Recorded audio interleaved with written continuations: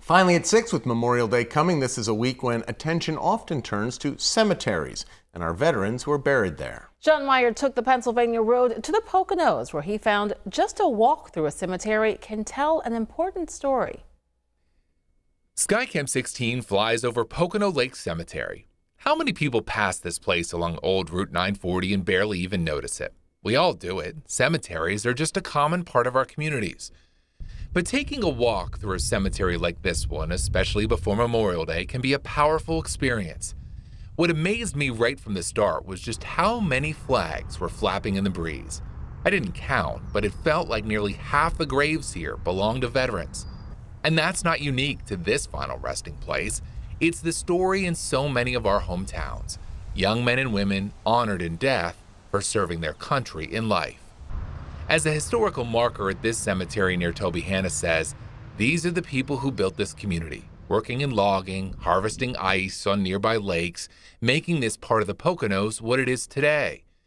Buried here are people who likely love the Pocono wilderness, and many who clearly love their country.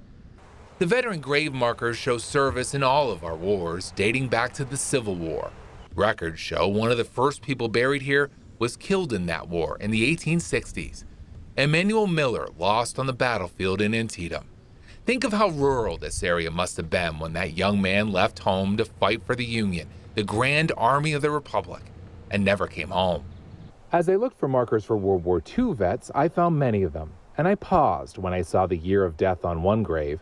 I figured if James Henning died in 1944, it was probably in the war.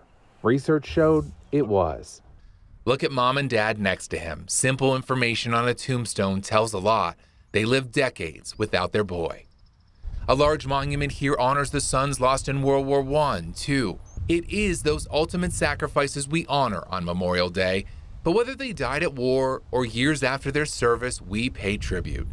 A grave like James Stout's shows us, yes, he served his country, but he served his family too, a Marine and dad.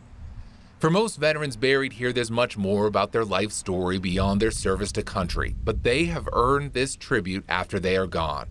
A salute to service for Memorial Day and every day.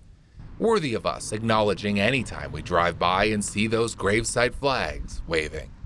Jon Meyer, Newswatch 16 on the Pennsylvania Road in Monroe County.